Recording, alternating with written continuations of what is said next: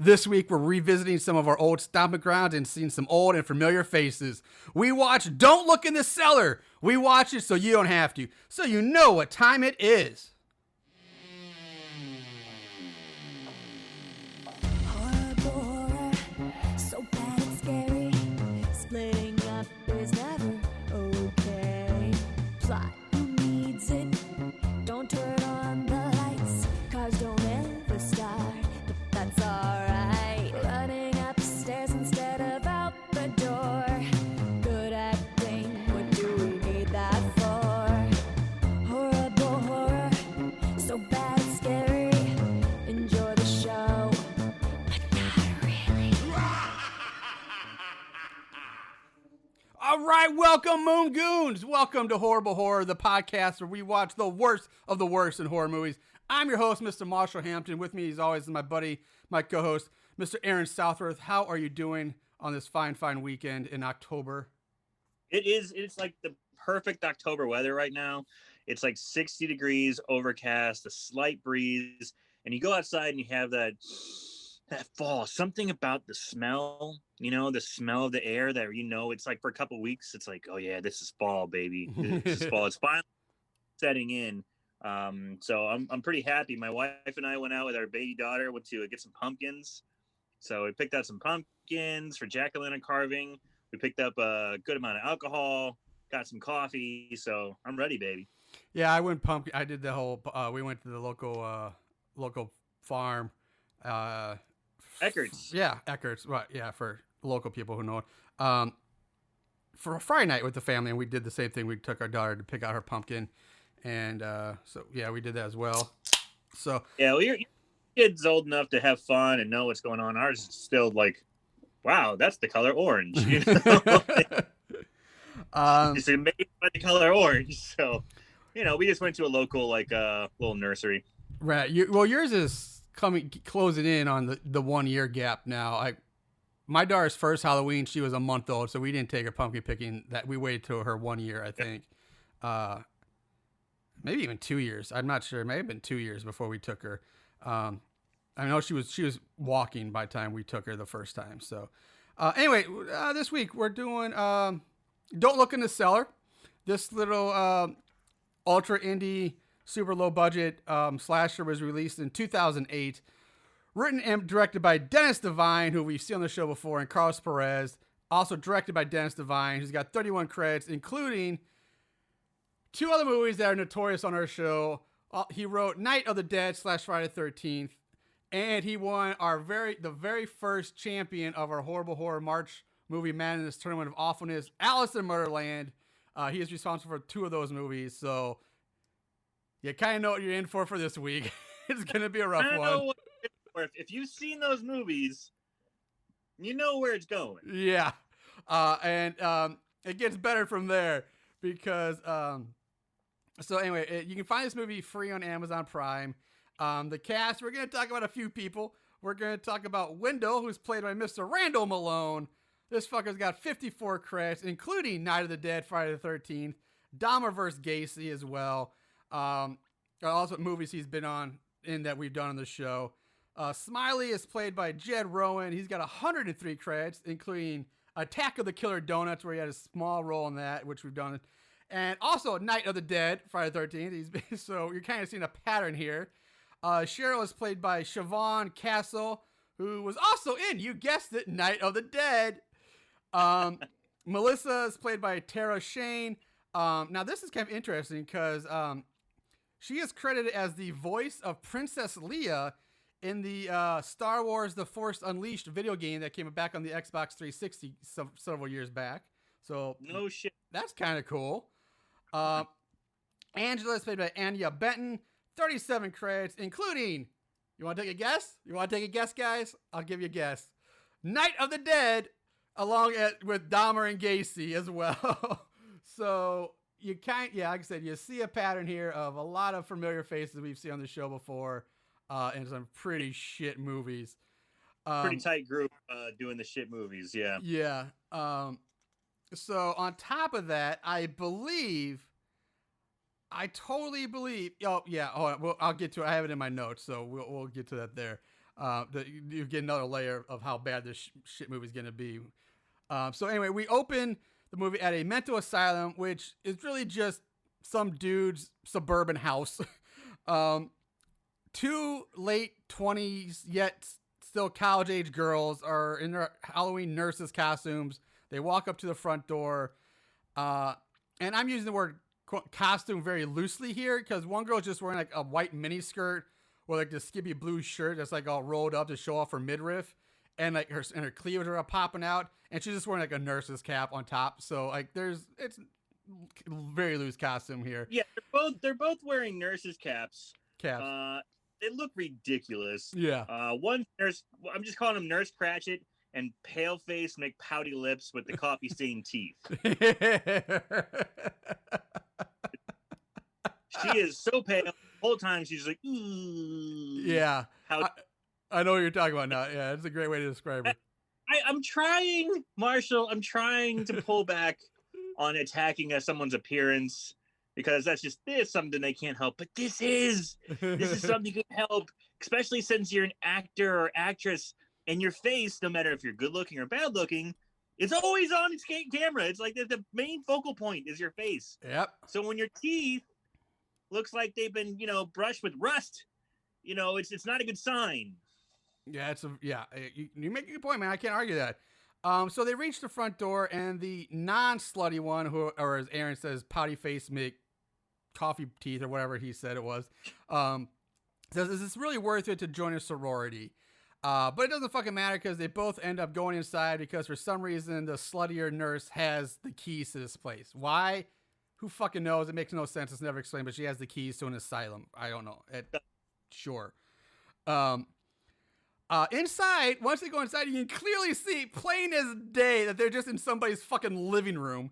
And I love the fact that even though this is supposed to be an insane asylum, there's a fucking cat tower in the back corner right by the front door. A goddamn cat tower is just hanging out there in the lunatic asylum. No front desk. No orderlies, no one's working there. It's just some motherfucker's house. Fucking living room. There's like an L-shaped couch and a cat tower and like a hall tree. It's just like pictures of family members on the wall. Yeah, I get it. Okay, if you're gonna you limited by budget and you're trying to make one location look for another, but if you're gonna try to make this an asylum, move the couch out of frame or cover it in a white sheet or do something like to decorate. God damn. So right off the bat, I know we're in for a bumpy fucking ride. So they walk through the house down a hallway, then up a movie poster lined stairwell that leads up to what I guess is supposed to be the attic. Again, this is supposed to be an asylum, and the stairwell is lined with like Kill Bill movie posters and shit, like because Fahrenheit 9/11, Roger Moore documentary. Yeah, I mean, because when you go to a insane asylum, that's what's on the wall is Kill Bill posters in the stairs. So fuck it. And they have a one-way street sign too. That was another one. It is like a street sign that is ripped off a street corner. It says one way. They enter this room that's supposed to be a pad cell, but again, the padding just looks like puffy paper that just like stapled to the wall. Exactly what it is. And the thing is, they got lazy. Like, it doesn't even go all the way to the floor or to the ceiling. Like, it just kind of stops. So there's like this clear gap between where the padding stops, like the regular wall is. So when they enter, the room's dark. The slutty one calls out, asking if anyone's there. And like I said, even though the room is dark, you can clearly see a fat guy standing right in front of them, right in the middle of the room. He's just standing there right in front of them, plain as day. And they have flashlights. Right, which for some reason aren't on, I don't think, at this point, but they're like, hello, is anybody there? Yeah, he's right in front of you, you dumbass. I can see him. And the lights come on, and we see good old Randall Malone wearing a hospital gown over a blue shirt, standing there holding a burlap sack. Just sweating balls. Yeah, and his hair looks fucking ridiculous. It's all like puffy, curly, permed mullet thing. Like, it's insane hair. Like, it's really odd for a wig. And I don't know. Riddle me this.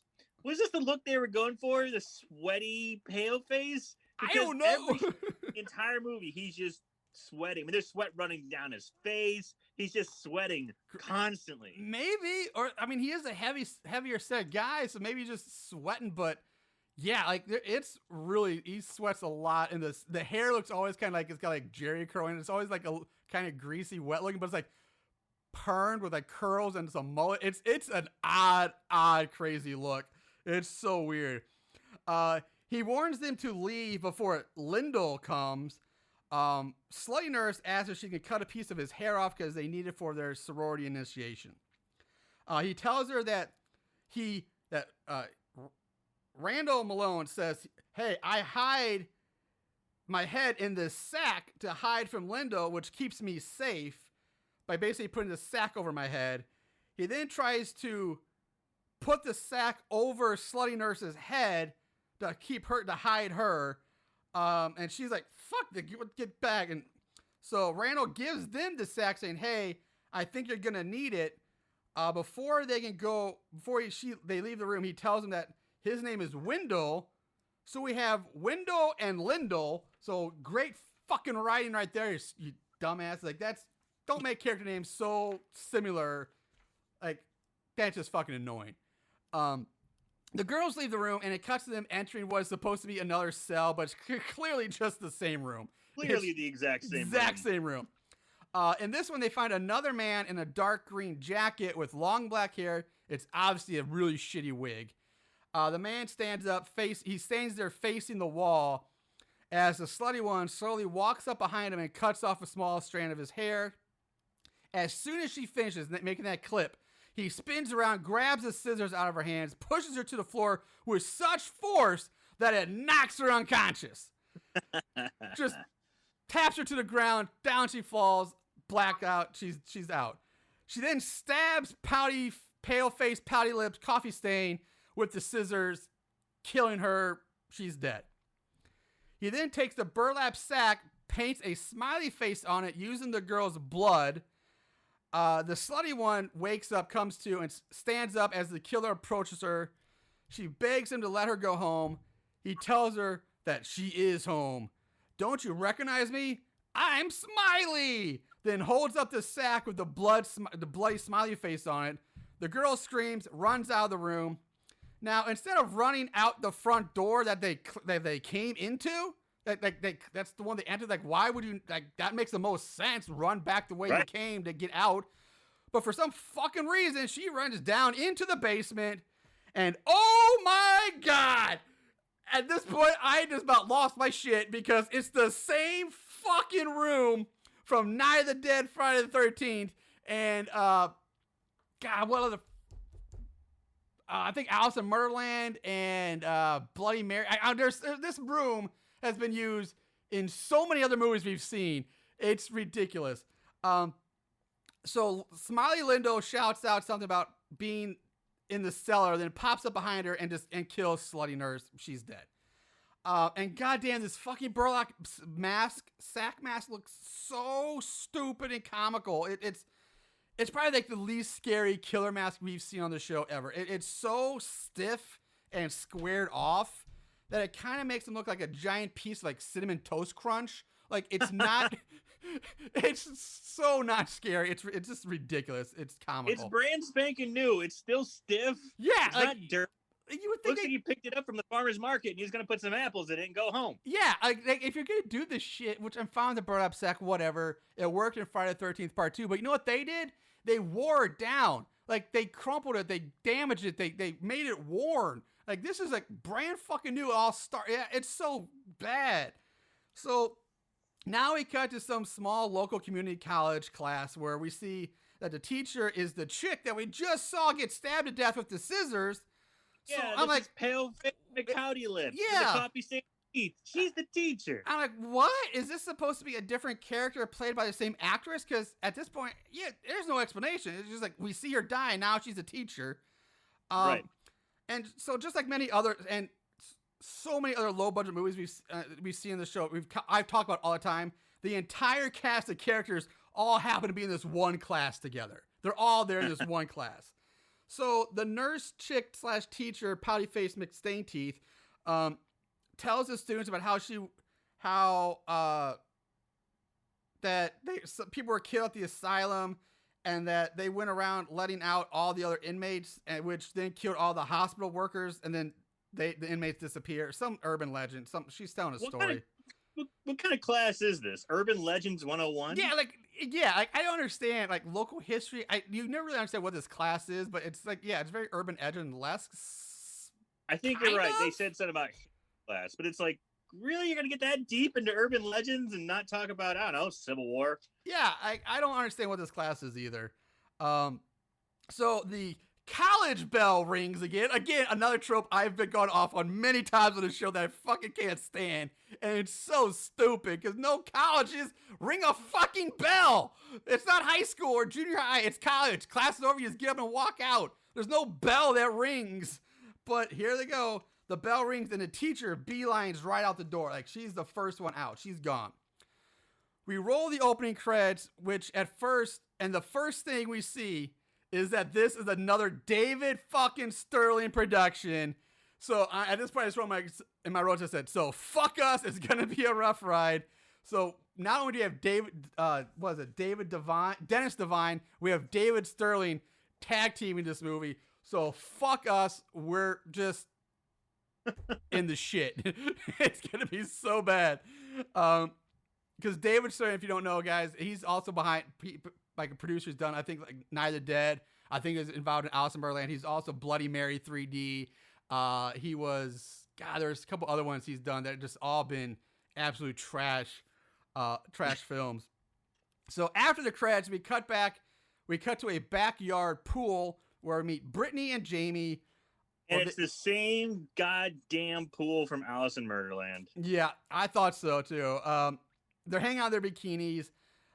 Jamie pool shames Brittany, which is weird because Brittany's pool's so small. It's just a small pool. It's so ghetto. Your pool's so ghetto. It's too small, which is really weird. Brittany suggested, hey, let's go over to Matt's house. And holy fucking shit, are these bitches annoying. All they do is bitch about how they were so hot in high school. We were the queens. We were so good. And they had that like totally like the accent, like that's how they talk. And oh my god, it's Valley. Oh, come on. It's so obnoxious and so annoying. That's kind of the point, you know. It's I guess, but man, it's hard to sit through. But the creepiest thing about this whole scene is that in the background, there's this weird, creepy alien mutant puppet doll thing that's like up against a tree this whole time. It's so creepy and odd looking. Like, why is that fucking there? And like, I wasn't even paying attention to the scene what the girls were saying because I was fixated on this weird, creepy doll thing in the background that had no business being there. No idea what you're talking about. Oh, I can't believe you missed it, dude. I'd always say go back and watch it, but I will never tell anybody to go back. I think I was too busy checking out chicks in bikinis. All right, I'll give you that one, but goddamn. And I think the first act of the movie should just be bitchy students in bikinis. They make it for a better movie. Because that's all it is. The first act of this movie is just bikini bottoms showing crazy bikini party. Yeah. So the two of them head over to Matt's house, and we cut to the slutty nurse that we saw get killed in the opening. She's returning home from grocery shopping. So now I'm even more confused. So both women that we saw get murdered in the opening scene are now apparently alive. And I'm like, what? Huh? When she walks in, she finds her younger sister, Melissa, standing in front of a mirror wearing a bikini while she... and we learn here that her, the older sister that we saw that get killed, her name is Cheryl. We finally get a name to her, so she's Cheryl. Slutty nurse is Cheryl. Cheryl's unhappy with Melissa for wanting to go to Matt's pool party because it's not even the weekend and that she needs to focus on her schoolwork so she will have the grades to transfer to a real college once Cheryl has saved up enough money for them to move out of this shitty town. I know that was a mouthful, but that's kind of she keeps talking about this plan of theirs. Cheryl, yeah, it becomes like the central theme between Melissa and Cheryl. Yeah. So Cheryl is the older sister who's basically been raising Melissa, the younger sister, for several years now. 10 years, maybe? I don't know. And the plan is for Cheryl to save up enough money to move them out of this crappy town. But in the meantime, Melissa has to go to the community college to maintain her grades so she has enough grades to transfer to a better school. And they talk about so much. And throughout the entire movie, Melissa doesn't trust her, and she establishes that right then. She's like, yeah, whatever, we'll see. But they keep going back to it over and over and over. There's no other, that's like, there's a piece of their character there, but they just constantly hammer back to that. Yeah. So that's all you really know about them throughout the entire movie. Really, yeah, it pretty much is all you really know about them. So the scene goes on and on. Cheryl also clothing shames Melissa for wearing the bikini. Is like, go change out of that bikini, you slut, or something like that. I'm like, what? You're the slutty nurse. Like, you, what the hell? Anyway, eventually we jump to Matt's pool party where the whole class is hanging out around poolside in their bathing suits. All the girls are in their skimpy little bikinis, and some of them look really fucking great in the bikinis. I won't lie. Some great looking bodies. As we meet the rest of our fodder, we have Angela, who's kind of the blonde girl with glasses. She's the smart one who's just nice to everyone. She's just the nice go-getter girl next door type. We have Matt, the jock. Jeff, who I have only described as the overly horny guy. He just hits on everybody. He's always talking about sex with everything that walks. Comic relief horny dude. I guess if that's supposed to be comic relief, but it's just bad. Then there's Tegan, who I don't know how to describe other than the fact that Jeff is constantly calling her a prostitute. And that's the whole ongoing joke with this. And the gag is that we don't really know. Nobody knows what Tegan does. People just think she's a prostitute on the sides because they don't really know anything about her. So it's weird and it's lame, but that's all I got. Unless Aaron, yeah, I mean, did you get anything? I mean, No. Okay. But she's kind of the tough girl too. Sort of, yeah. Well, there's also, we'll come up with her. Then we have Sarah, who for some reason is Jeff's girlfriend, despite the fact that he hits on every girl he sees right in front of her, but she puts up with it and like, oh, that's just Jeff or something. I don't know. Then we have the lesbian couple, Heather, who is like the tough bitch lesbian, and Tammy, her hot foreign girlfriend. So that's kind of our main crew right there. Matt tells them that he invited them all over to talk about an extra credit project for their class because apparently they're all doing shitty in it. So let's talk about this extra credit project. During this, there's a cutaway scene of Melissa talking to herself in the bathroom, trying to like talk herself up or like psych herself into going to the party. But then she just screams and storms out of the bathroom. It's a weird scene. But it's there. That's how I pump myself up anytime I go into a party. I'm like, come on, motherfucker, let's go. You're gonna have such a good time. Oh, stop sweating, you stupid whore. We go back to the party where Jamie and Brittany, they get upset now at all the others because I'm not going to explain why or how, but there's bitching and they get upset and they leave. They leave the party. And then but Brittany and Jamie didn't decide to fuck with the others by fucking with whatever they decide to do for the extra credit project. So they're going to sabotage whatever project the others come up with. That's their plan. Yeah, so right off the bat, okay, we've been focusing on these two Valley girls quite a bit. You know, like they've been sharing about as much screen time as Melissa and, you know, like the kind of main chick that goes throughout the rest of the story. So we're really invested in these two troublemakers, I guess you'll call them. Yeah, because they've been the focus points so far more than any of the other characters so far, really. Yeah. So after the main group comes up with the idea of doing a report on the old asylum and to find out what really happened there, hoping to figure out what is truth and what is rumor. So their goal is they're going to go there and they're going to discover and uncover the mystery that's been unsolved for the last 20 years or something like that no one else has ever figured out, but they're going to go do it.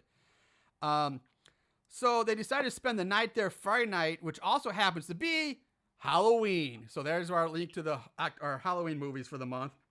So of course it means they're going to have a party there after they check it out and do their project. So they're going to have a costume party at the old asylum after they do their project. And god damn is the acting fucking stiff and terrible. It's garbage. It's dog shit. But at least pretty much all the girls look fucking hot in their bikinis that kind of distract you from it. Because otherwise, holy shit. They did a good job wearing those bikinis, man. I'll tell you that. They do rock the bikinis. I will say they did a good job wearing those. They look hot. That's fine. And I guess you need it because you need to be distracted from their acting. We're skipping ahead a bit to Window entering the basement room, eating a sandwich, He walks in, he finds some random dude. I'm thinking he's a bum or something. He's just some homeless guy just standing there in the middle of the basement room. He's like, what? The homeless guy tells Window they just came into the back door that was open. Window tells the bum that he needs to leave before Lindo finds him, but then says, too late. Lindo literally leaps into view screaming, "Ha!" And the bum looks at Lindo, still wearing the sack over his head, and offers Lindo his beer. Says, here, you want my beer? Lindo takes the beer, sets it down on a table, and then just chops the bum's hand off with a fucking machete, which is apparently enough to kill him instantly, just because he just dies instantly from getting his hand chopped off. I love it. It's fucking insane. He takes the beer and gently puts it down. Yes. Like, he uses both hands and gently puts it down, then turns around and whack! Just cuts off the dude's hand. So, and then the guy just dies from it instantly. He doesn't get stabbed or decapitated. He's just hand cut off and dead. Like, instant death. It's pretty ridiculous. Also, I want to say, I should say this now. Window looks at Lindo and says, oh, great. Now I guess I have to clean up this mess or something like that. Now, keep in mind, Window is played by Randall Malone, and we touched on this briefly way back in like episode 3 when we did Night of the Dead and Dahmer and Gacy later on. But we both came to the conclusion that we think Window or Randall Malone was a theater actor in college or something. Yeah.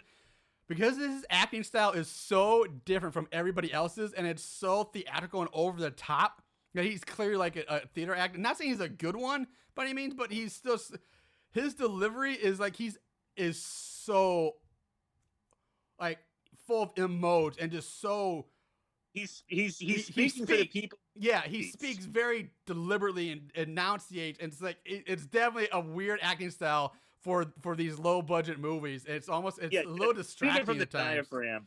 He's speaking with a powerful voice, you know. But like but even not that powerful voice, but it's just also just the way he says the word, like the way his pacing, his cadence, like his all that. It's just very odd compared to everybody else in this movie. So we cut back to the community college classroom. Class wraps up again. The teacher wishes the class a happy Halloween, and again, like I said, she just makes a beeline straight for the door. She leaves. She's out. The class sits around for a bit. They talk about their plans for tonight at the old asylum and how they're going. Like I said, they're going to have a party after they do their research. We jump to Melissa and Cheryl arguing in the living room over Melissa wanting to go to the asylum, but Cheryl demands that she stay away from there and stay home. The argument gets heated. And Cheryl ends up slapping Melissa for being disrespectful and like not listening to reason. And like, when did Cheryl become mom? You know, this is a sister raising a sister, right? And she's always like, "Sweetie, honey, now I told you," like wagging her finger. She's going total wicked stepmother. Yeah, she really is. She really does. I don't know about wicked, but she's definitely very mom mode. She's very overprotecting mom at this point. Okay, wicked stepmother light. Okay, yeah, there you go. After she gets slapped, Melissa has a sudden flip in personality because this whole time she's been very meek, very timid, very shy. But all of a sudden, she just flips after getting slapped, and she looks at Cheryl saying, "I don't have any slutty clothes, do you? I told you never to touch me." Melissa then hurls off and straight up decks Cheryl in the face, which sends Cheryl flying to the floor.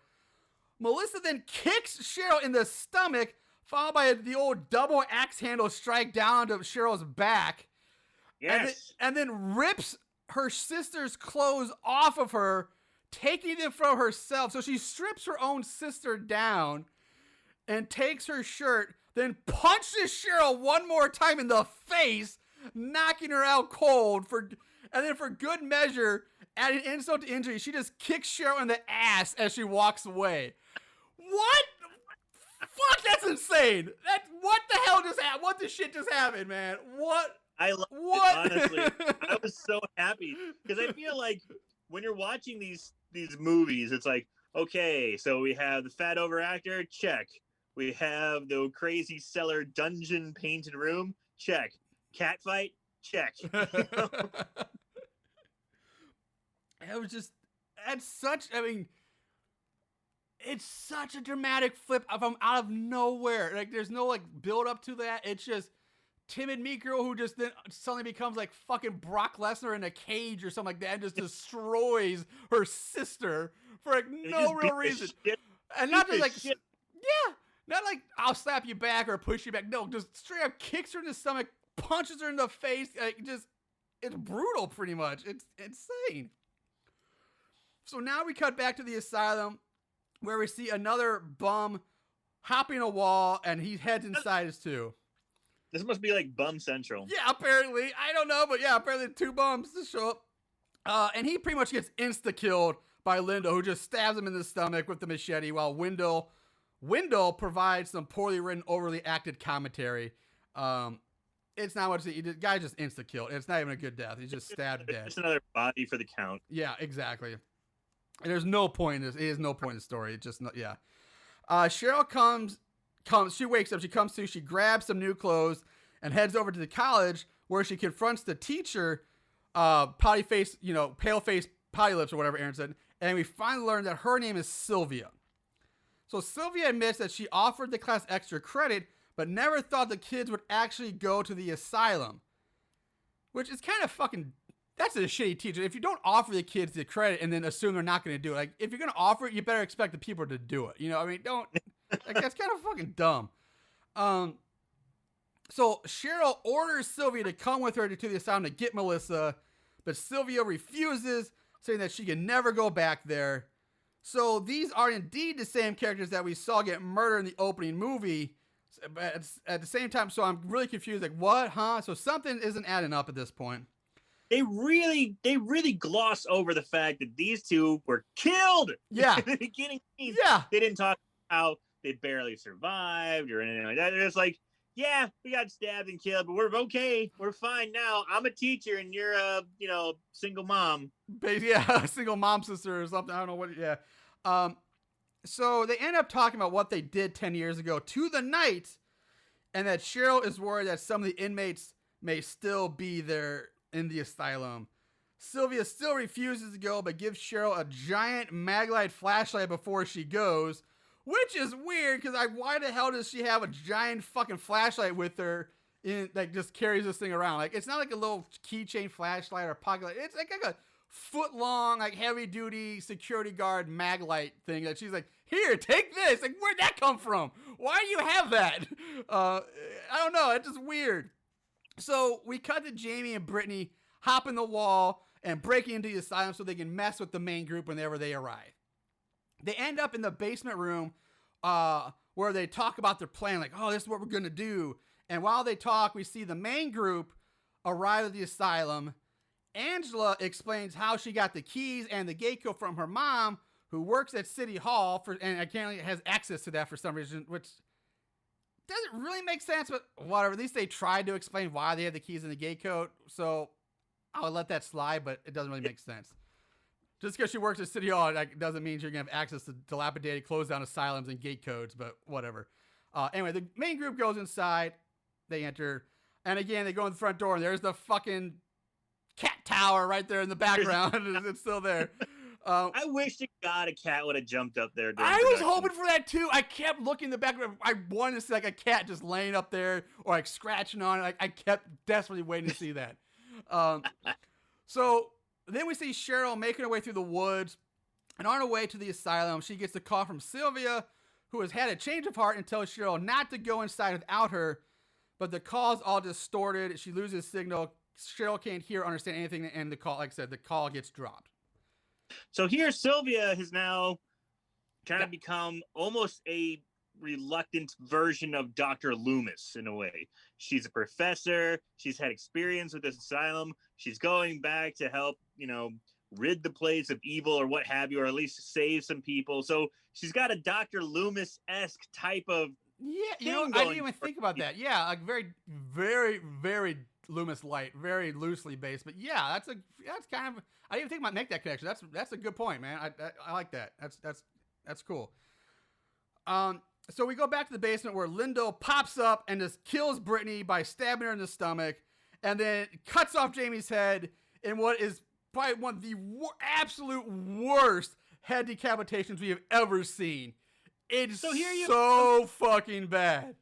You have our two annoying high school, former prom queen kind of chicks who are going to fuck with the group and pull pranks, and they had some character development, and then right when they show up, bam, they're dead. Just like that. Yeah, and honestly, it's kind of a missed opportunity, because what they could have done is let them pull off a few pranks, and then let the main group find out that, oh, it's Jamie and Brittany messing with it, because that could have been an ongoing thing throughout the movie. Like when people turn up missing or missing, people like, oh, that's just Jamie and Brittany. They're just fucking with us. Don't worry. It's whoever's missing is just because they're pranking. They could have been so much more to that if they let that play out a bit more instead of killing these two right off the bat immediately. Right away. I wonder if the girls are like, that's it. Fuck this. We're not doing this movie. They're like, okay, well, we got to kill you off. They're like, fine. I wouldn't be surprised. I wouldn't blame them. I would not blame them at all if that was their decision. Because the girl who plays Brittany, actually has some credit. Like, she actually has a longer list of credits, but nothing that we've ever heard of. But she, like, I've seen pictures of her on red carpets and stuff for other things. So she's done something other after this. So maybe. Anyway, so the main group enters the kitchen where they find fresh food in the fridge, which also has power. And bang, bang, bang, right there should be giant red flags because this place is supposed to be like long abandoned asylum and dilapidated, but yet there's food in the fridge and it has power. But they're like, there's a brand new stove. Yeah. It's a fucking suburban house kitchen, but still they're like, oh, no big deal here. A 4-burner island stove. Yeah. It's a residential kitchen in a fucking mental institution, supposedly, instead of an industrial kitchen. And nobody bats an eyelash at the fact that it has power and fresh food in this place. Like, oh, whatever. Like, Jeff takes an apple and starts eating it. They go off to investigate the asylum house, is basically the house. In the first room they come to is hot diggity fucking goddamn dog. It's the red room from Night of the Dead and Alice in Murderland, and I think Bloody Mary and somebody, like, it's that same fucking red room. Bloody Mary 3D. Yeah, I'm like, they're all of our usual suspects are making an appearance here. Now I'm just waiting for the hallway that we talked about. Somebody else, like this one stretch of black hallway. I'm just waiting for that to appear to close the circle of all these same locations. So crazy red room. Check. Yeah. So this is the room they decide to have their party in. So they all change into their costumes. And I'm like, so much for doing research, eh? I mean, they just come here and just fuck the research. Let's just have the party. Matt dresses up, quote unquote, as a pirate. Because they dress him in a costume, and then like Heather, the lesbian bitch, starts doing has them all line up and goes like down the line, starts inspecting their costumes, and so basically, well, yeah, she's a dominatrix, so she's being all dominant, I guess. Yeah. So Matt's quote unquote pirate costume consists of an eye patch, jeans, a gray T-shirt, and a very, very cheap plastic handheld hand hook. It's like the cheapest. It's not even a fucking costume. It's the lamest attempt at a costume ever. So dumb. Sarah is a schoolgirl, but she's just wearing a plaid dress, and so she's really just a girl in a dress. Angela is dressed up in a 50s poodle skirt outfit, so like, all right, at least that's a legit costume. I'll give you that. That's an actual costume. Jeff is just wearing all black with sunglasses, so he just looks like a fucking douche. I don't know. Tegan's dressed up like a stripper, I guess. I don't know. I don't know what to call it. She's like fishnets. Yeah. And, it's just a slut. Yeah, it's like sidewalk hooker look is basically what it looks like. She's dressed up as. Heather's supposed to be a dominatrix, but also looks fairly crappy, not a really good one. And Crappy is dressed up as a slave genie. It's basically a genie costume with like a slave collar around her neck. So he's a slave genie. And Melissa is just wearing Cheryl's T-shirt that she cut up. So what the fuck? Like, this is the word. Like, really? Like, you could at least get decent costumes for these people. Like, how hard would it be to get put some effort into the costume? Because you're not putting any effort in anything else in this movie. At least put them in some real fucking Halloween costumes. God damn. She's literally wearing a cut up white T-shirt in her panties and bra. Yeah. She might have like some denim, like booty shorts on underneath, but like yeah, and she's just her bra, a white cup shirt over her bra, and that's her costume. Like goddamn. With like some dirty Chuck Taylors. Yeah. So lazy. But anyway, in the movie, it's time to break out the boons and party. You like that? You like the boons? Yeah. So we cut to Sylvia walking around alone in the woods. Lindo just pops up next to her. Okay, here comes our Dr. Loomis character. She's gonna be coming in. Like she's gonna play a pivotal part.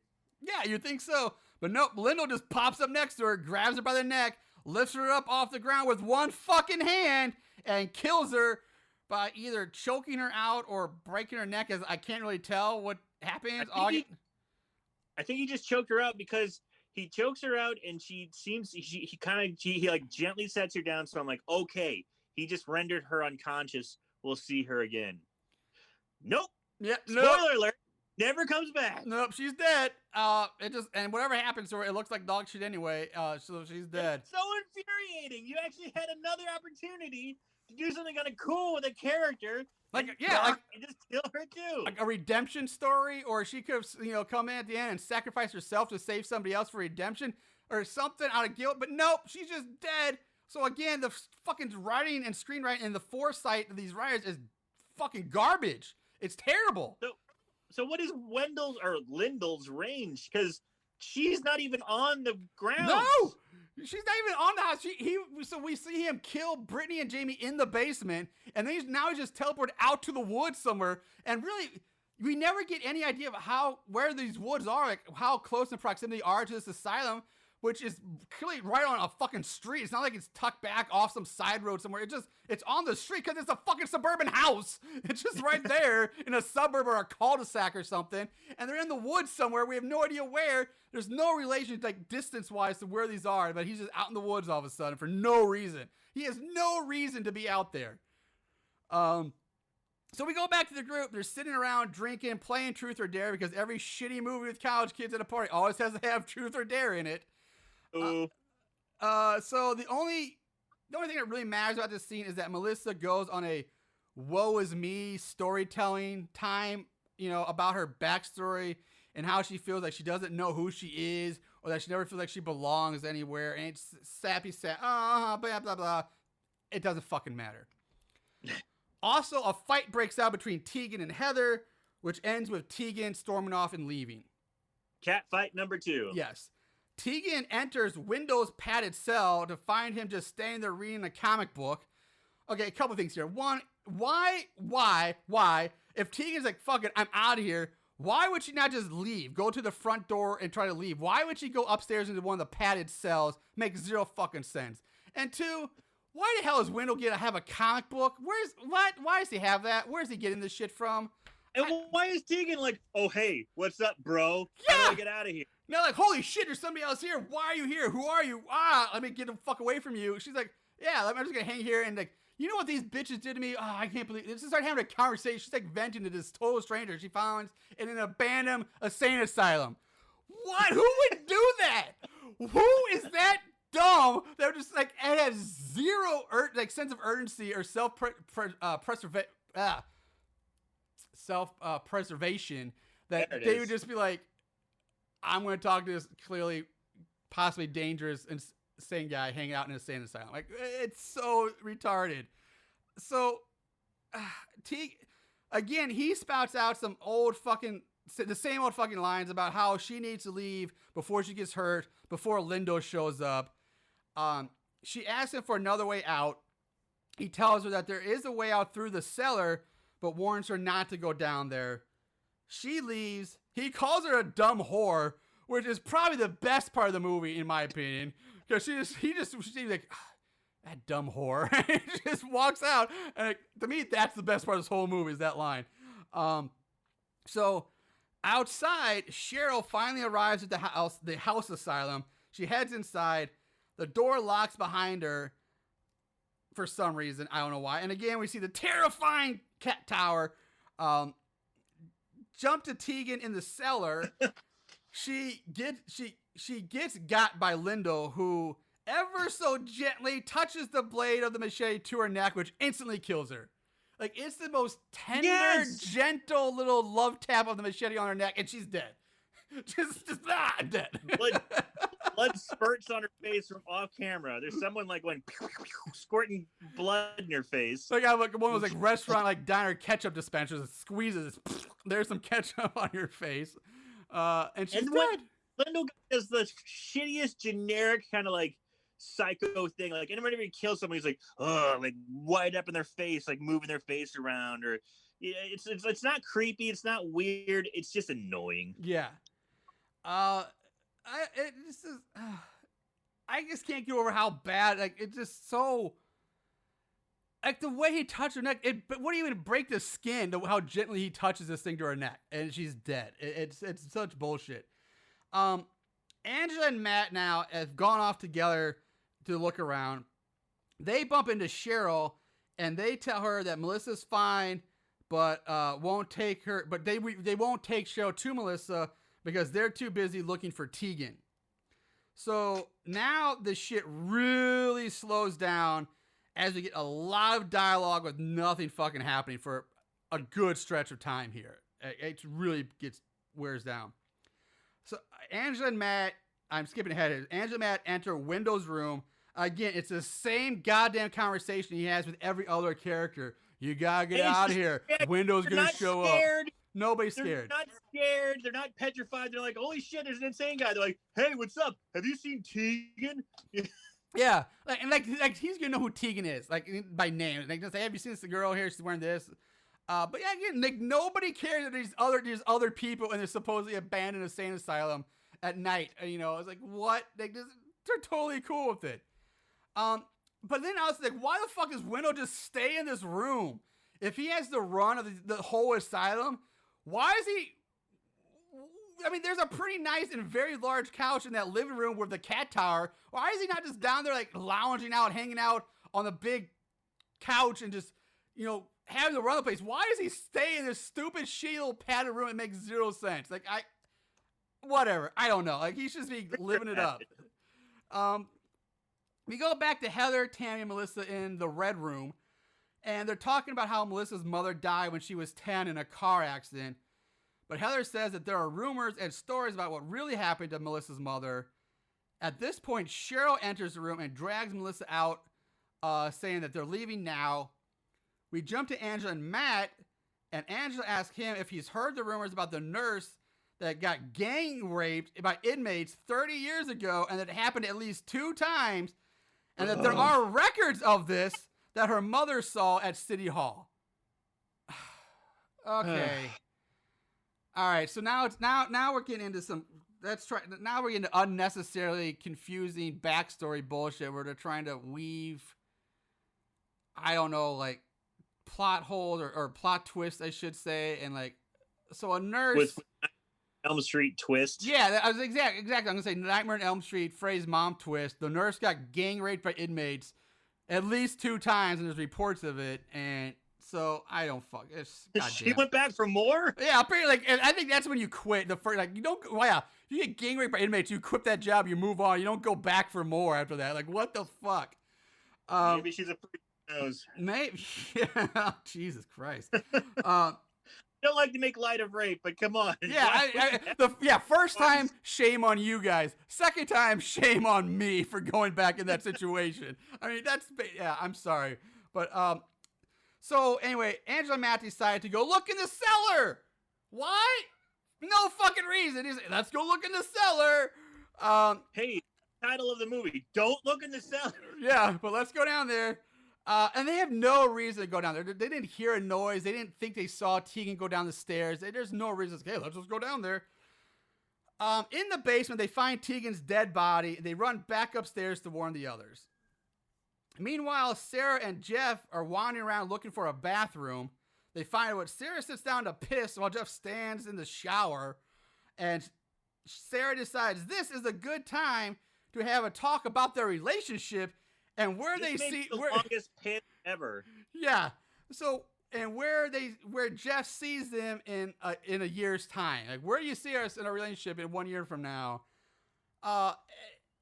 It's so dumb. Like, this is the worst time to have a serious conversation. You're on the piss or taking a piss right now in a dilapidated setting where people are going missing. You're like, let's talk about our relationship.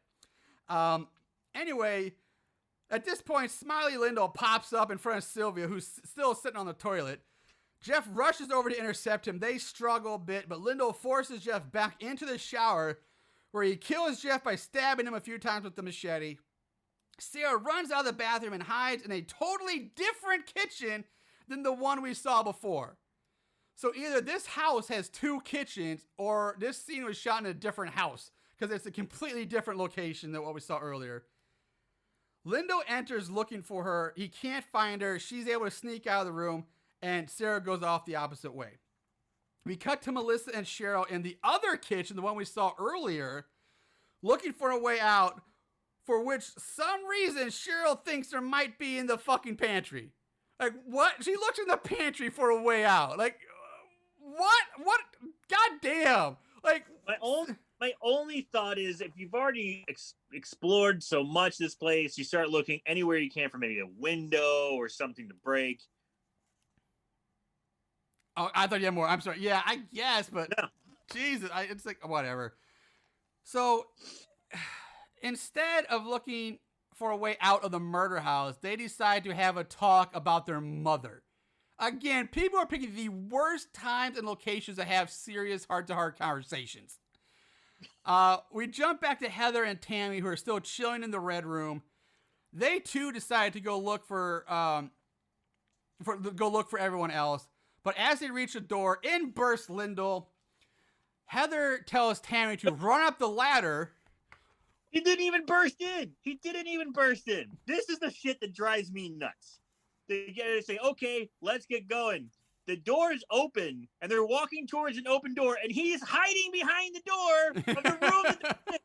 He closes the door, and I'm like, I've been hiding here the whole time. How in the blue fuck did this happen? Unfucking So believable. bad. It would have made more sense if he burst in, but no, he's hiding behind the fucking door. Yeah. I probably look. You're probably right on that one. I think you are for sure. Like I said, Heather tells Tammy to run up this ladder that's like built into the wall, and while Heather stands her ground and tries to fight off Lindell, she does kick the machete out of his hand, but that's pretty much all she's able to do, because he quickly just grabs her and does the same bullshit insta choke out, killing her instantly. It's like. It's in a matter of like moments, like seconds. So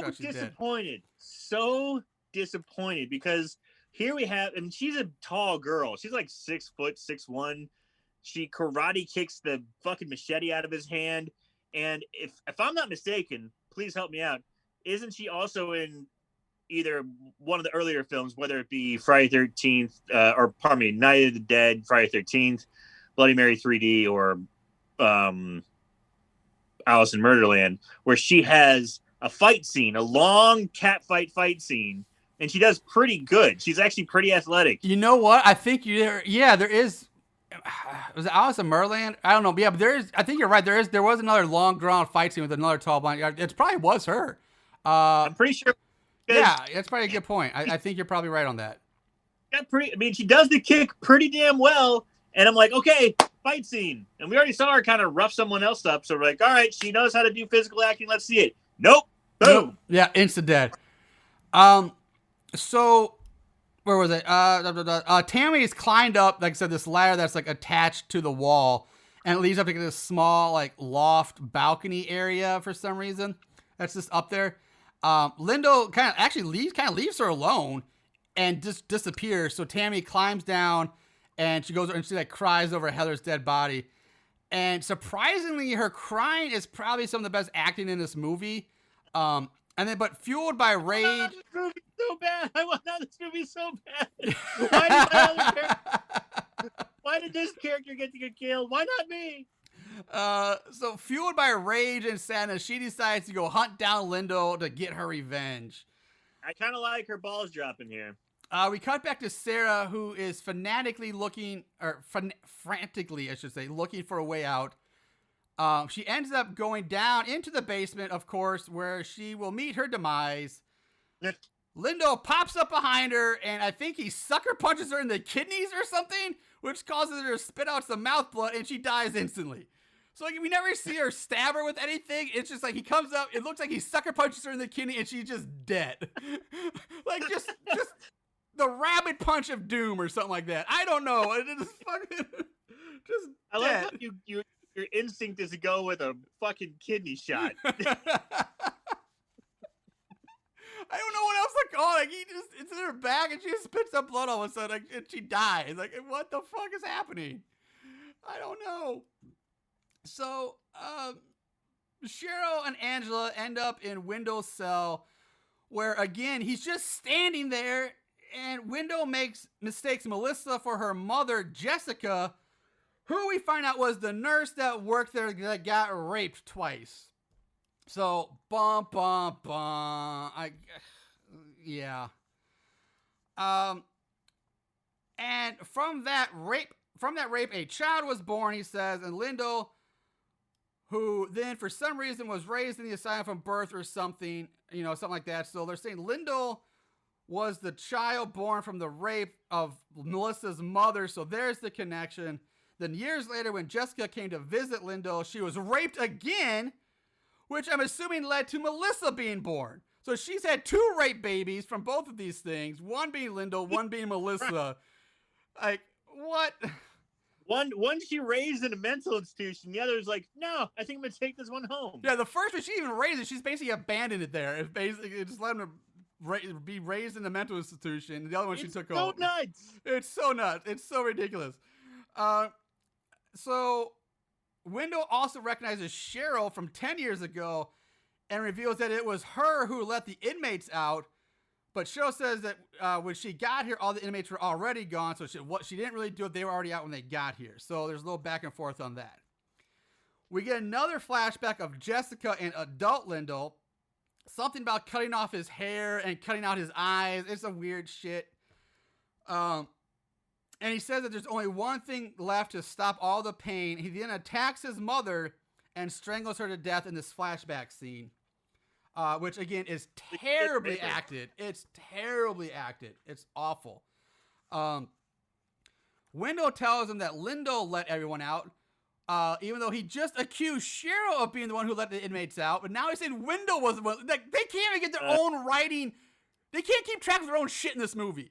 Like, literally, 10 seconds ago, Wendell says, you're the one who let the inmates out. And now he's saying, oh, Lindo's the one who let the inmates out. What? Get your shit together, movie. God damn.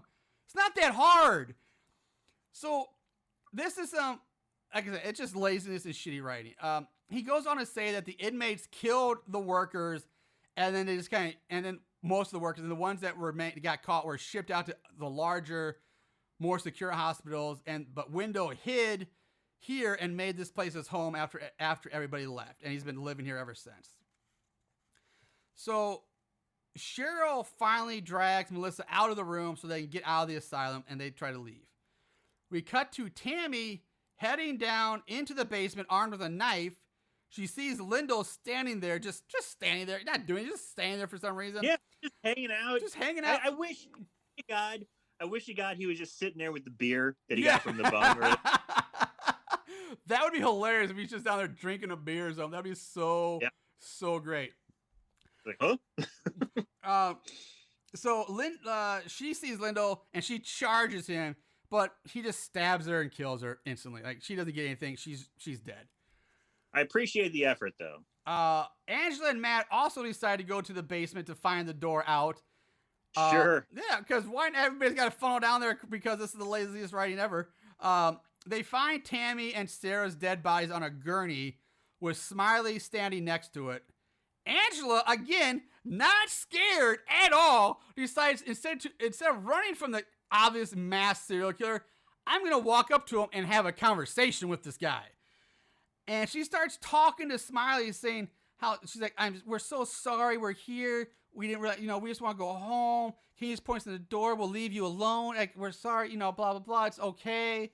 And she tries to sympathize with Smiley, and it's fucking terrible. It's garbage.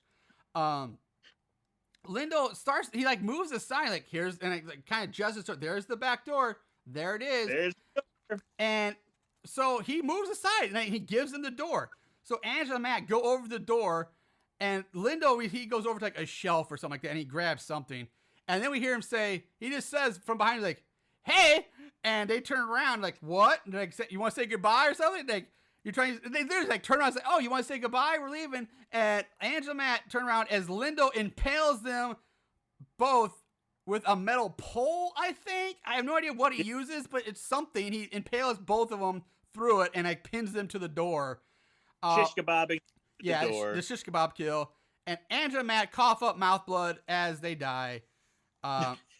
So much mouth blood. So much mouth blood. We go back to Cheryl and Melissa. They're back in the kitchen, still looking for a way out. And again, Cheryl looks in the fucking pantry. What the fuck are you doing? I mean, seriously. What? You see her looking there once already. And it's a fucking pantry, but she goes in there again to look for like a door out. I don't understand this. Like, if it's not there the first time, why is it going to be there now? And so, just like every other fucktard in this movie, they too decide to head down into the cellar. And once down there, they find all the dead bodies. You know, they're all there. Lindo walks out of the shadows and just stands there. Melissa says, "You're my brother," and starts to walk up to him, but Cheryl grabs her by the arms to pull her back. Cheryl asks Lindo if he can help them find a way out. And now, again, Melissa has a very sudden change of personality. Again, she goes from the very meek, timid, shy girl, and she goes like full on like trying to be insane girl. Like, oh, now she's suddenly insane. Because she at him. Got a hot topic. Ooh. Yeah, I'm crazy now. She turns on Cheryl, accusing her of always distorting the truth. Melissa turns back to Lindo, saying to Lindo, "Do you want me to kill my brother?" Lindo takes off the burlap sack, sets down his knife. He starts talking about all the pain in his eyes and wanting to rip out his eyes, which again makes zero fucking sense because none of this has ever been covered before. Like, nothing leads up to this at all. Like, why are there pain in his eyes? If he's talking about his eyes so much, why wouldn't he like cut the eyes out of his victims and have some sort of link? Yeah, like the see no evil thing. At least they linked the eyes in that movie. Like this, like what? Right. Like, why does he have pain in his eyes? Like, go to a doctor. I don't know. It makes zero sense. Go to an optometrist. Yeah, get you that shit. probably need glasses. Yeah. So all of this mayhem and murder could have been avoided if he just would have gotten some fucking bifocals. Yes. So now Lindo and Melissa, they're sharing like a heartfelt moment. Melissa starts crying. Lindo wipes her tears away from her cheek, and he starts talking about their mother and how he didn't mean to kill her. And then they're closing up on their faces so tight, and they're sweaty, and she's got tears. Everyone just looks gross and greasy and wet, and I don't know what the fuck is going on with their choices there. Just dab them with a little fucking powder, turn down the heat a little bit. Jesus goddamn Christ, they're so gross and sweaty looking. Yeah, I can't beat that. Yeah. So, and then, like I said, from out of fucking nowhere, Lindo gets stabbed in the back and killed by Wendell. Lindo dies in Melissa's arms, saying he's sorry he killed her. Oh, and he dies. That's his moment. That's his Oscar moment right there. His death scene, man. He hams that bitch up. Oh, he hams up. It's so overdone. It's so bad. It's yeah. Wendell says he's sorry, but he had to stop Lindo because Jessica was always so kind to him, and that he couldn't let Lindo kill her again. So he finally kills Lindo for killing the nice nurse, and kills Lindo because he thought Lindo was gonna kill Melissa, who looks like the nice nurse. Ugh. So convoluted and unnecessary. Melissa then kills Window with the machete by stabbing him in the stomach. So he's now dead. What the fuck? It's just chaos now. It's just chaos. Cheryl takes the machete from a crying Melissa, wipes the fingerprints off of it, and puts it on the shelf. Cheryl then says that she'll take care of this, that they will tell no one about this, that she's done this before, apparently. She's covering up murders? Is that what she's done before? What? And that she will take care of Melissa, that their plan of moving out of this town will still work. Cheryl hugs Melissa, and as they hug, we see Melissa go from crying to a creepy, supposed to be creepy, smiling face. Cue the dramatic music stings and the choppy cut zooms in on Melissa's smiling face. Blackout, roll credits. That's fucking Don't Look in the Cellar, guys. So here comes your finale. Here comes you know, brother's dead, Wendell's dead, and Cheryl's plan is to just suppress everything, because I've been suppressing everything, and it's fucked Melissa up this much. Don't worry, we're gonna fuck you up some more. Forget it all. Just completely forget about this traumatic event where you finally made friends and they're all dead, and then you find out your mom actually had a brother, and then you killed him, or you got killed, and then you killed that killer. We're not gonna worry about that shit ever no, again. that won't need therapy at all. No need for that. Oh. God fucking damn it. So that's the movie, guys. Let's move on to favorite kills. Don't act like you didn't love it. Favorite kill. All right, the kills are pretty terrible in this movie. I mean, they're dog shit terrible, but what we got, Eric, what do you got this week? So all the kills involve the machete, and almost all of them are just stab to the gut. Yeah. Maybe stab in the back. You know, you don't see any penetration of the blade going into any body or anything like that. So my favorite kill is probably the one you dog the most, is the decapitation of one of our, the snotty prankster girls. Really? Because that's my favorite one, because it's at least something. You see him hit something with a machete and the head goes flying off. And it was so fast, and like, holy shit! He just like, I actually kind of jumped. Like, he stabs the one girl, then turns around, and bam! There goes her head. It's so like, fast because they didn't want to show it any longer because they knew how bad it looks. Like, we gotta do it as fast as it looks possible. horrible, but at least it's something different. And a close runner-up is the bum getting his arm chopped off and then just dying because he, Yeah, because why not? Again, that's something different than just touch you with the machete, dead. Touch you with the machete, dead. Touch you with the machete, dead. Yeah, I gotcha. I'm kind of with you on these, because my point is, because the shish kebab kill is okay-ish. Yeah. Because, again, you're getting a 2-for-1 on that. Yeah. The bum kill is good just because, not because the way he cuts off the hand, he dies from that. I wish you would have cut off the hand and then, like, stabbed him or something else to make it better. But everything that led up to it was just so crazy. Just like, he leaps out, he literally, like, leaps out, like, knees bent, arms bent, the elbow, holding a machete, going, ha! He literally goes, ha! And then the bum just stands there completely unfazed and hands him his beer, like, here, you want a sip? And then he takes the beer so gently and sets it down, like, it's almost comic, like, it's like, it's so ridiculous that it makes it, like, kind of my favorite. But then your point about the decapitation, again, you kind of get a quick 2-for-1. You get the stab and then the quick turn and decap, but the decap looks so terrible that it's hard to get past that. But you're right, at least it's something different other than just a stab in the stomach, like 80% of these other kills. So I think I might go with the bum.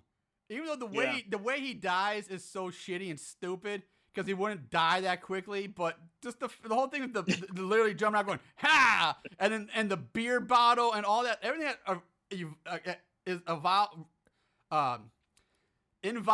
with, involved with that kill, leading up to, is just almost comedic genius in a non-intentional way, unintentional way. Like, so I guess I'll go with the bum as being my favorite kill for that one. So that brings us to odds and ends. Just when you thought it was over, here comes the odds and ends. All right, rating. IMDb gives it a 2.1 out of 10. Oh, Yeah. Rotten Tomatoes, it's not even on the site. It's not there at all. Amazon gives it a 2.9 out of 5. So just a smidge under 3, which is still pretty bad for Amazon standards. Plot keywords were 46. wow. Nothing, yeah, surprisingly a lot more than I thought. Nothing too great. What? Bikini? Yes, woman wears bikini is a plot keyword. Yes.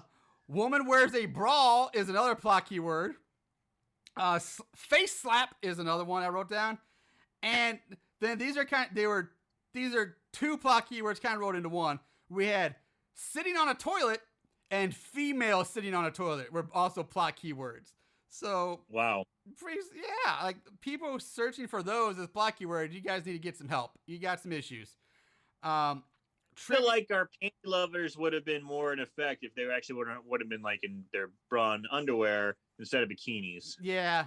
I mean, we had the bra. That's the closest we get to the panties. But so I guess we have females on toilet is a new fetish now. We have to keep an eye out for apparently. Trivia. I couldn't find anything. But Aaron, do you want to play the budget game? They Fuck spent no. how much? The budget game. Fuck no. That's fine because honestly, it's a bullshit budget. It's somebody who's trying to be a joke on this and put a fake budget down. Oh, Yeah. You want to take a guess what the fake budget is? Somebody that's put. a lot of money. They better spend their fucking wad. So $2 million. Close. $1.2 million. $1,200,000 was is quote unquote the estimated budget for this movie, which is complete horse shit. So I have no idea, but I just wanted to throw that out there. It's probably $5,000. Yeah, probably around there. Probably 10,000 maybe. I would say no more than 20 at max because I know some of David Sterling's production movies have about a $20,000 budget average, as if he's a producer. So I'm thinking that would be my guess. Dude, that's got to be a launder like fucking Coke money or something. It's just putting it together a shit fucking movie and saying, "Oh, it costs $1.2 million." Well, if you look at the picture of them if you go to our Horrible Horror website and you look at our Hall of Fame, if you look up the David Sterling picture and Dennis Devine, these guys' picture, they might be. You can definitely. I think there's some stuff going up his nose, man. His pictures are kind of crazy. So, all right. So that brings us to 5-star reviews. At the end of this day, one shall stand, one shall fall.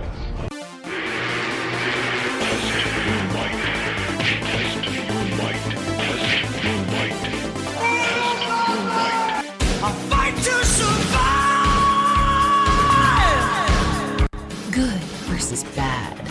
Right versus wrong. Light versus dark. In the end, when the dust settles, who will be left standing after Mortal Kombat combat?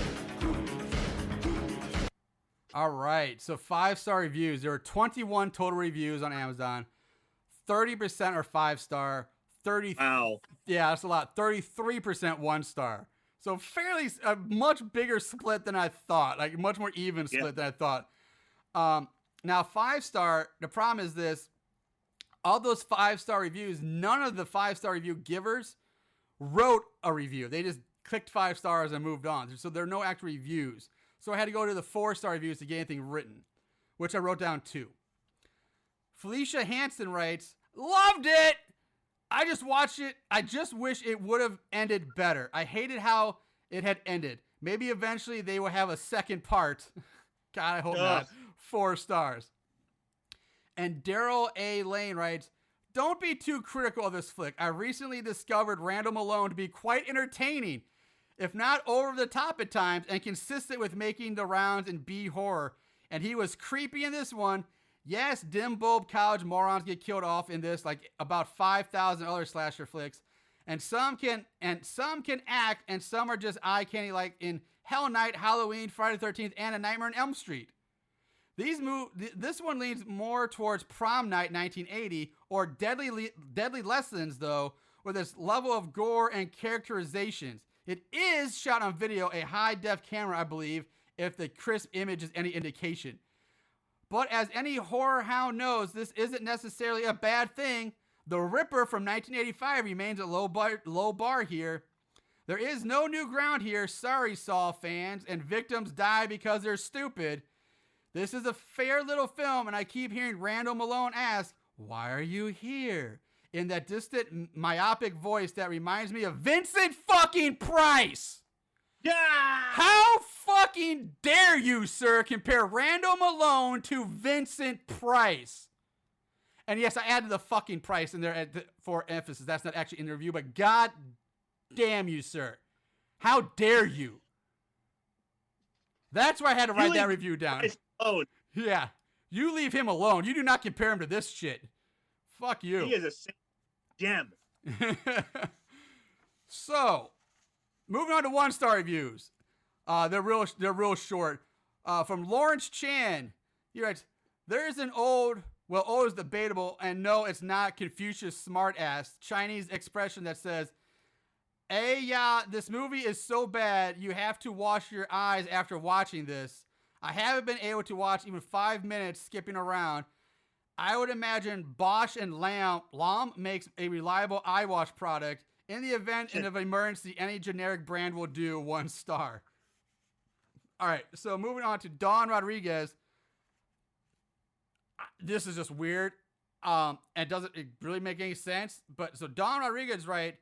"I haven't seen the movie yet, but it looks good. 1 star." I try to follow that logic in your head and without I think that's giving yourself a migraine. I think that's the perfect review for this movie. It encapsulates so much with this movie. They nailed it. I haven't seen it yet, but it looks good. So I'm going to give it 1 star. Not a 3 star, not a 4 star for looking good. A 1 star, but I haven't seen it yet. I don't know why, but I fucking love this review because it's so like just insane. Like the insanity logic of this review is it breaks your brain trying to think about it. It's so simple but so convoluted. It makes no sense.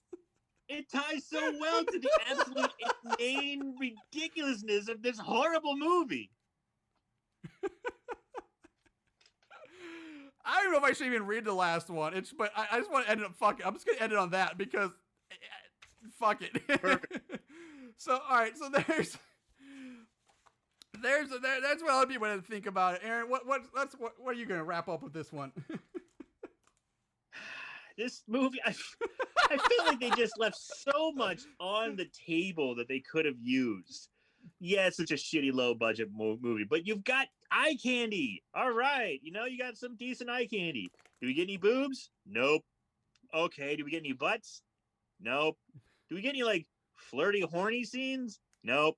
All right, fine. But still, bikini babes, right on. Then you have the 2 girls who are like going to be the pranksters. They can be, like you said, you nailed it. They can be causing mischief and causing confusion. And like, are they really killers? It's Halloween. They're playing pranks. So-and-so looks like they're dead. They're not dead. Yes, they are really dead. That was right there. Then you had the Dr. Loomis kind of chick with the pale face, McPouty lips with the coffee-stained teeth. Could have been a more interesting character, more like you said, a redemption story character, someone who actually does something, saves someone's life, actually has more insight into the killers because she's the historian. Oh, I felt like they could have done so much more with it, and they just shit the bed. Just so bad. The killer pops out at random places for random reasons at random times and random deaths. There's no fucking fear about this guy. He's just a dude in a burlap sack.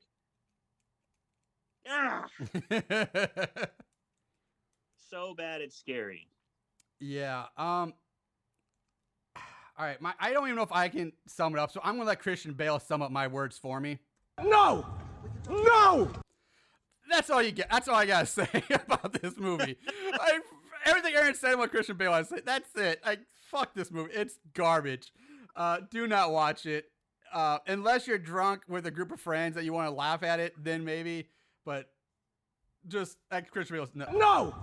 No! That's it. That's all I got. All right. So there is one scene. There is one scene you didn't talk about, which I'm very surprised you didn't talk about. All right. Keep in mind, a lot of this, when I was writing my notes, I was skipping. It was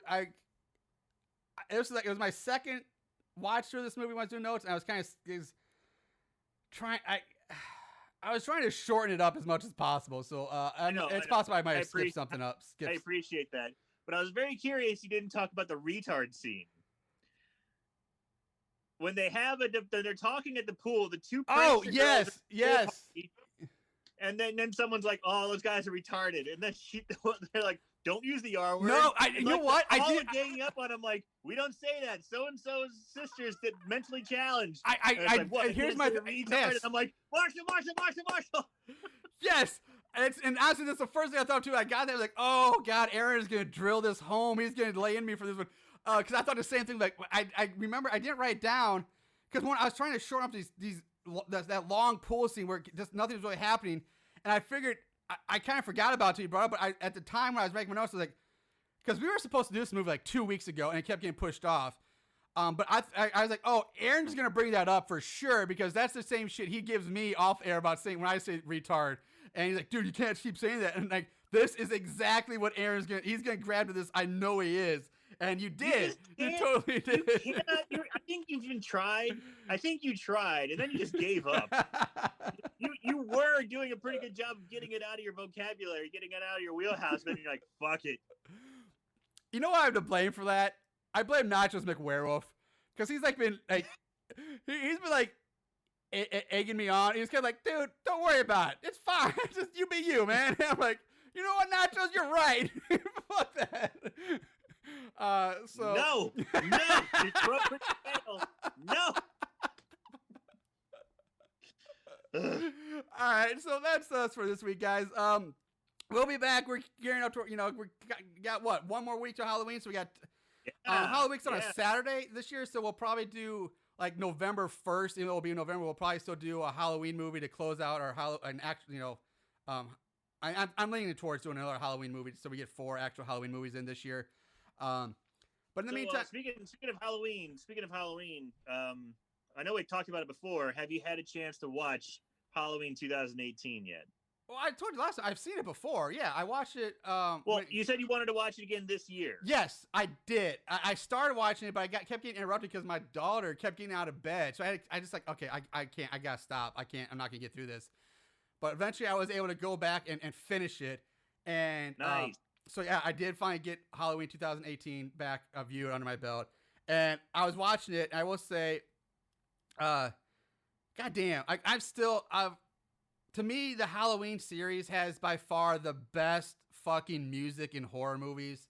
Now, I don't want people coming at me saying, "Oh, well, Dario Argento Suspiria or these are like fuck you." I haven't seen all these movies. To me, these are movies I've seen, and to me, the Halloween music is by far the best. That it's so classy, can't beat it. And then I'm so tone deaf I can't reproduce, but there's the music that's playing when the granddaughter, I forget her name in that movie, but the new Laurie's the new main girl.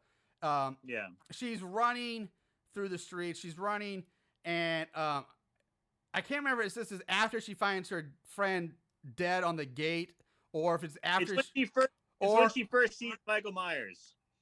Yeah, and the music, there's the actual music I can't replicate with my voice or doing it, but then it hits like just like, and then music, I'm like, it's so good, like, oh, that's so fucking awesome. It's so intense. It really adds to the feel of it, and it's like this music's awesome, and there's some really good scenes, and so yeah, like it's an enjoyable, good movie. Yeah. So yeah, I did find there's James Cruncher. I watched it. Yeah, I watched Bride of Frankenstein for the first time in like 32 years. Wow, that's old school. It is old school, man. I went all the way back to I think 1935. You there? But insane doctor, Dr. Pretorius.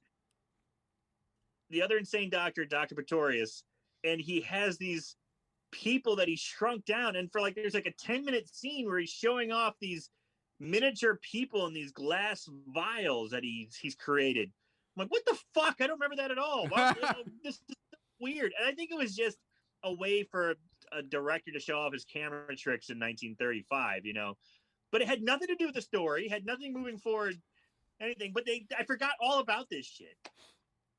Man, that's cool. Yeah. But it was good. It was definitely probably my favorite Frankenstein film. Really, that's cool. That's really cool. So far. I mean, I'm trying to get back into a little bit more classic horror. A lot of stuff I haven't seen. I like the original, but not a lot really happens. The second one, Bride of Frankenstein. It's been so long since I've seen it. Yeah, I mean, Frankenstein is classic, but yeah, it's so slow. Very little happens to the end.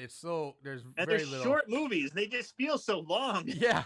Yeah, because nothing's happening and they're so outdated. But yeah, there's redeeming factors to them though. But anyway, we're gonna wrap it up, guys. So, all right, thanks, Moon Gooch, for listening. We love you, appreciate you. We'll check back with us next week for a new episode. And you know what to do in the meantime: to watch more horror movies. And remember, you always keep it tight.